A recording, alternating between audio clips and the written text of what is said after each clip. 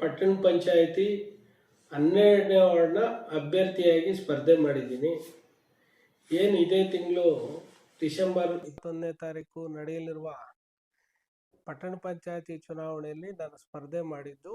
ನನ್ನ ಗುರುತು serial number 1 ಕಮಲದ ಗುರುತಿಗೆ ನಮ್ಮ ಈ ವಾರ್ಡ್ನ 12ನೇ ವಾರ್ಡ್ನ ಮತಬಾಂಧವರು ಅಮೂಲ್ಯವಾದ ಮತವನ್ನು ಕೊಟ್ಟು ನಮಗೆ ಜಯಶೀಲನಾಗಿ ಮಾಡಿ ಈ ವಾರ್ಡ್ನ ಸರ್ವತೋಮುಖ ಅಭಿವೃದ್ಧಿಗೆ, ಮೂಲಭೂತ ಸೌಕರ್ಯಗಳಿಗೆ ಎಲ್ಲ ಈ ವಾರ್ಡ್ನಲ್ಲಿ ಎಲ್ಲ ಹೊಸ ಜನ ಇರೋದ್ರಿಂದ ಅವರ ಯೋಗಕ್ಷೇಮ ಕಾಪಾಡಲಿಕ್ಕೆ ಒಂದು ಅವಕಾಶ ಮಾಡಿಕೊಡ್ಬೇಕು ಅಂತ ಈ ಸಂದರ್ಭದಲ್ಲಿ ನಾನು ಕೇಳ್ಕೊತೀನಿ. ಈ ಬಾಶಳ್ಳಿ ಪಟ್ಟಣ ಪಂಚಾಯಿತಿ ಹಿಂದೆ ಕೂಡ ಒಂದು ಬಿಜೆಪಿ ತೆಕ್ಕೆಯಲ್ಲಿತ್ತು. ಬಿಜೆಪಿ ಒಂದು ಬಲಿಷ್ಠ ಸ್ಥಳ ಈ ಪಟ್ಟಣ ಪಂಚಾಯಿತಿ. ಗ್ರಾಮ ಪಂಚಾಯತಿ ಇದ್ದಾಗ ಇಷ್ಟು 1:4 ಬಿಜೆಪಿನೇ ಇದ್ದಿದ್ದು. ಈಗ ಬಿಜೆಪಿಯಲ್ಲಿ ಒಂದು ಬಿ ಟೀಮ್ ಅಂತ ರೆಡಿ ಆಗಿದೆ. ಬಿಜೆಪಿ ಅವರೇ ಬಿಜೆಪಿಯನ್ನು ಸೋಲ್ಸೋದಕ್ಕೆ ಉನ್ನಾರ ಮಾಡ್ತಾ ಇದ್ದಾರೆ ಅನ್ನೋ ಒಂದು ಮಾಹಿತಿ. ಇಲ್ಲ, ನಮ್ಮ ಪಕ್ಷದಲ್ಲಿ ಆ ಥರ ಯಾವುದೇ ಬಿ ಟೀಮ್ ಅನ್ನೋದು ಇಲ್ಲ, ನಮಗೇನು ಕಂಡು ಬಂದಿಲ್ಲ. ಅದು ಆ ಥರದ್ದು ಯಾವುದೇ ಇಲ್ಲ. ಇಲ್ಲಿಂದನೂ ನಾವು ಈಗಾಗಲೇ ಹಿಂದೆ ಗ್ರಾಮ ಪಂಚಾಯತಿ ಚುನಾವಣೆ ಅದು ನಮ್ಮದೇ ಅಧಿಕಾರ ಇತ್ತು. ಒಳ್ಳೊಳ್ಳೆ ಕೆಲಸ ಮಾಡಿದ್ದೀವಿ, ಒಳ್ಳೊಳ್ಳೆ ಅಭಿವೃದ್ಧಿಗಳು ಮಾಡಿದ್ದೀವಿ. ಹಿಂದೆ ಎಲ್ಲ ಈ ಪಂಚಾಯತಿಗೆ ರಾಷ್ಟ್ರೀಯ ಮಟ್ಟದ ಪುರಸ್ಕಾರಗಳು, ಗಾಂಧಿ ಪುರಸ್ಕಾರ, ನಿರ್ಮಲ ಗ್ರಾಮ ಪುರಸ್ಕಾರ, ಸಾಕಷ್ಟು ಪ್ರಶಸ್ತಿಗಳು ಬಂದಿದೆ. ಬೆಂಗಳೂರು ಗ್ರಾಮಾಂತರದಲ್ಲೇ ಅಲ್ಲ, ಇಡೀ ರಾಜ್ಯದಲ್ಲೇ ಒಂದು ಹೆಸರು ಮಾಡಿ ಪಂಚಾಯತಿಗೆ ಒಳ್ಳೆ ಹೆಸರಿದೆ.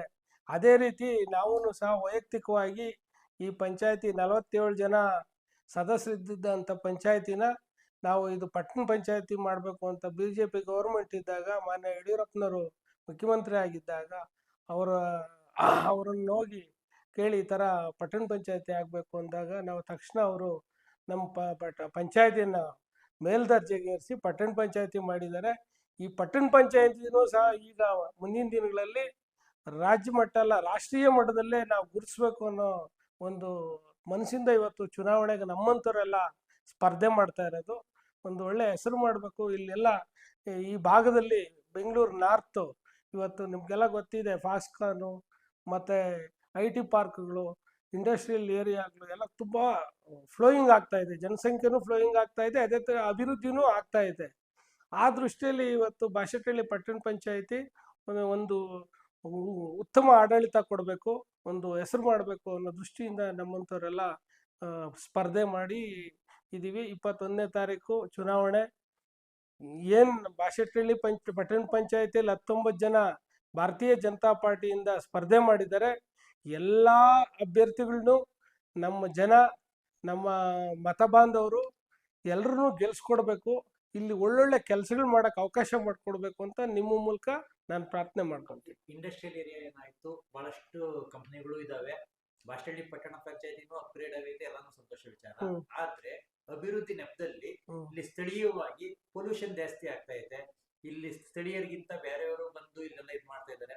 ಫಾರ್ ಎಕ್ಸಾಂಪಲ್ ಬ್ಯಾಂಕ್ ಸರ್ಕಲ್ ಕೆಲವೊಂದು ಸ್ಥಳಗಳಲ್ಲಿ ಎಲ್ಲಂದರಲ್ಲೇ ಕಸಗಳು ಎಲ್ಲ ಬಿಸಾಕ್ತಾ ಇರ್ತಾರೆ.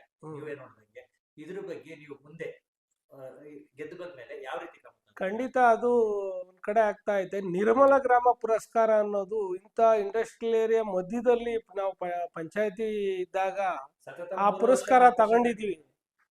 ಎಲ್ಲ ಸ್ವಚ್ಛ ಭಾರತ್ ಮಿಷನ್ ಅಡಿಯಲ್ಲಿ ನಾವು ಎಲ್ಲ ಗ್ರಾಮಗಳನ್ನು ಮತ್ತು ಮುಖ್ಯವಾಗಿ ಬಾಶೆಟ್ಟಹಳ್ಳಿ ಗ್ರಾಮನೂ ಸಹ ಒಳ್ಳೊಳ್ಳೆ ರೀತಿಯಲ್ಲಿ ಮಾಡ್ಕೊಂಬಂದಿದ್ವಿ.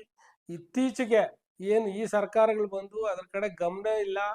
ಆ ಇಂಡಸ್ಟ್ರಿಯಲ್ ಏರಿಯಾದಲ್ಲಿ STP ಪ್ಲಾಂಟ್ ಇಲ್ಲ, ಅದೆಲ್ಲ ಹಾಳಾಗಿ ಹಂಗೆ ಬಿದ್ದೈತೆ. ಸುಮಾರು ಸರಿ ನಾವೆಲ್ಲ ಹೋಗಿ ಹೇಳಿದ್ರು ಸರ್ಕಾರಗಳು ಇದಕ್ಕೆ ಗಮನ ಕೊಡಬೇಕು. ಸರ್ಕಾರಗಳು ಗಮನ ಕೊಡದೆ ನಾವು ನಮ್ಮ ಮಟ್ಟದಲ್ಲಿ ಗ್ರಾಮ ಪಂಚಾಯತ್ ಪಟ್ಟಣ ಪಂಚಾಯತಿ ಮಟ್ಟದಲ್ಲಿ ನಾವೇನು ಮಾಡೋಕ್ಕೆ ಸಾಧ್ಯ ಇಲ್ಲ. ಅದನ್ನು ಸರ್ಕಾರ ಕೈ ಜೋಡಿಸಿದ್ರೆ ಅದನ್ನ ಮಾತ್ರ ಸಾಧ್ಯ ಆಗೋದು ಮಾಡಕ್ಕೆ. ಗ್ರಾಮ ಪಂಚಾಯತಿ ಪಟ್ಟಣ ಪಂಚಾಯತಿ ಆಯ್ತು, ಆದ್ರೆ ಇಲ್ಲಿ ಮುಖ್ಯವಾಗಿ ಬೇಕಾಗಿರೋಂಥದ್ದು ಅಂದ್ರೆ ಜನಗಳಿಗೆ ಆರೋಗ್ಯ, ಶಿಕ್ಷಣ. ಮತ್ತಿದು ಶಿಕ್ಷಣದ ವಿಚಾರದಲ್ಲಿ ಯಾವುದೇ ಒಂದು ರಾಜಿ ಆಗಿಲ್ಲ. ನೀವೆಲ್ಲರೂ ಇದರಿಂದ ತಗೊಂಡ್ ಬರ್ತಾ ಇದ್ದೀರಾ. ಆದ್ರೆ ಒಂದು ಉತ್ತಮವಾದ ಆಸ್ಪತ್ರೆ ಇಲ್ಲ, ಸರ್ಕಾರಿ ಆಸ್ಪತ್ರೆ ಇಲ್ಲ. ಪಟ್ಟಣ ಮಾತ್ರ ಪಟ್ಟಣ ಪಂಚಾಯತಿ ಆಗಿದೆ ಹೊರತಾಗಿ ಒಂದು ಆಸ್ಪತ್ರೆ ಇಲ್ಲ, ಪೊಲೀಸ್ ಠಾಣೆ ಇಲ್ಲ. ಈ ಬಾಶೆಟ್ಟಹಳ್ಳಿ ಬೆಳೆದಿದೆ. ಈಗಾಗ್ಲೇ ಪಟ್ಟಣ ಪಂಚಾಯತಿ ಆದ್ಮೇಲೆ ಇಲ್ಲಿ ಸರ್ಕಾರದಿಂದ ಏನೇನಾಗಬೇಕು ಅಂತ ತಮಗೂ ಗೊತ್ತೈತೆ. ನಾವು ಈಗಾಗಲೇ ಕೇಳ್ಕೊಂಡಿದ್ದೀವಿ, ಆಸ್ಪತ್ರೆ ಬೇಕು, ಪೊಲೀಸ್ ಸ್ಟೇಷನ್ ಬೇಕು, ಮತ್ತು ಕಾಲೇಜ್ ಬೇಕು. ಇವೆಲ್ಲ ಮೇಲ್ದರ್ಜೆಗೆ ಹೋದ್ಮೇಲೆ ಎಲ್ಲ ಬರಲೇಬೇಕಲ್ಲ. ಈಗಾಗಲೇ PUC ಕಾಲೇಜಿಗೆ ಅಡಿಪಾಯ ಹಾಕಿದ್ದಾಯಿತು, ಕೆಲಸ ಶುರುವಾಗೈತೆ. ಔಟ್ ಪೋಸ್ಟ್ ಪೊಲೀಸ್ ಸ್ಟೇಷನ್ ಕೊಡ್ತೀವಿ ಅಂತ ಹೇಳಿದ್ದಾರೆ. ಅದು ಶಾಸಕರ ಜೊತೆನೂ ಕಾರ್ಯನಿರ್ವಹಿಸ್ತಿಲ್ಲ, ಇವಾಗೇನೋ ಶುರು ಆಗ್ತದಂತೆ. ಅದು ಆಗ್ತದೆ. ಇನ್ನು ಎಜುಕೇಶನ್ ಬಗ್ಗೆ ತಾವೆಲ್ಲ ನೋಡೇ ಇದ್ದೀರಾ, ಇಲ್ಲಿ ಬಹಳ ಅದ್ಭುತವಾಗಿ ಕೆಲಸ ಮಾದರಿಯಾಗಿ ನಡೀತಾ ಐತೆ. ಇನ್ನು ಸರ್ಕಾರಗಳು ಮನಸ್ಸು ಮಾಡಬೇಕು. ಈಗ ITI ಕಾಲೇಜ್ ಈಗಾಗಲೇ ಆಗಬೇಕಾಗಿತ್ತು, ಆಗಿಲ್ಲ.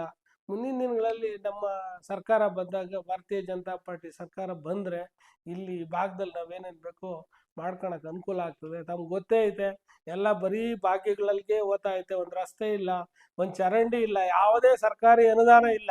ನಮ್ಮ ಪಂಚಾಯತಲ್ಲಿ ಏನು ಬರ್ತದೆ ರೆವಿನ್ಯೂ ಒಳಗೆ ಇಷ್ಟು ಮಾತ್ರನ ಅಭಿವೃದ್ಧಿ ಮಾಡಿದ್ದೀರಿ, ಒಂದು ಹೆಸರು ಮಾಡಿದ್ದೀವಿ. ಸರ್ಕಾರದಿಂದ ಯಾವುದೇ ಅನುದಾನಗಳು ಈಗಲ್ಲ, ನಾವು 10-15 ವರ್ಷದಿಂದನೂ ಯಾವುದೇ ಅನುದಾನ ಕೊಟ್ಟಿಲ್ಲ. ಟ್ಯಾಕ್ಸ್ ಕಲೆಕ್ಷನ್ ಅಲ್ಲಿ ಇವಾಗಿರೋ ನಿಮ್ಮ ಪಂಚಾಯತಿ ಕಳೆದ ಬಾರಿಗಿಂತ 1:6 ಅಂದ್ರೆ 1ಕ್ಕಿಂತ 6 ಪಟ್ಟು ಅಡ್ಡೇಟೆ ಒಂದೇ ಸಲ ಜಂಪ್ ಆಗೋದು ಅಷ್ಟೊಂದು ಸುಲಭ ಅಲ್ಲ. ಈ ಸಲ ಜಂಪ್ ಆಗಿದೆ ಅಂದ್ರೆ ಹಿಂದೆ ಯಾಕೆ ಟ್ಯಾಕ್ಸ್ ಕಲೆಕ್ಷನ್ ಜಾಸ್ತಿ ಬರ್ತಾ ಐತೆ ಅಂದ್ರೆ, ಗ್ರಾಮ ಪಂಚಾಯತಿ ಮಟ್ಟದಲ್ಲಿದ್ದಾಗ ಅದು ಗ್ರಾಮ ಪಂಚಾಯತಿ ಲೆವೆಲ್ ಏನು ಟ್ಯಾಕ್ಸ್ ಇತ್ತು ಅದು ಅಪ್ಗ್ರೇಡ್ ಆದಾಗ ಅದು ಸ್ವಲ್ಪ ರೇಟ್ ಎಲ್ಲ ಜಾಸ್ತಿ ಆಗ್ತದೆ. ನಗರ ಮಟ್ಟಕ್ಕೆ ನಗರಸಭೆಯಲ್ಲಿ ಮೀರಿಸಿದೆ. ಚೆನ್ನಾಗಿ ಇಲ್ಲಿ ರೆವಿನ್ಯೂ ಬರ್ತದೆ. ಎಲ್ಲ ಇಲ್ಲೆಲ್ಲ ಉತ್ತಮವಾದ ಎಲ್ಲ ಅವರು ಇರೋದ್ರಿಂದ, ಕೈಗಾರಿಕೆಗಳು ಚೆನ್ನಾಗಿ ನಡೀತಾ ಇರೋದ್ರಿಂದ ಟ್ಯಾಕ್ಸ್ ಎಲ್ಲ ಚೆನ್ನಾಗಿ ಬರ್ತದೆ. ಇಲ್ಲಿ ಹಂಗಿರೋದ್ರಿಂದ ಬಡ್ಜೆಟು ಜಾಸ್ತಿ ಮಾಡ್ತೀವಿ.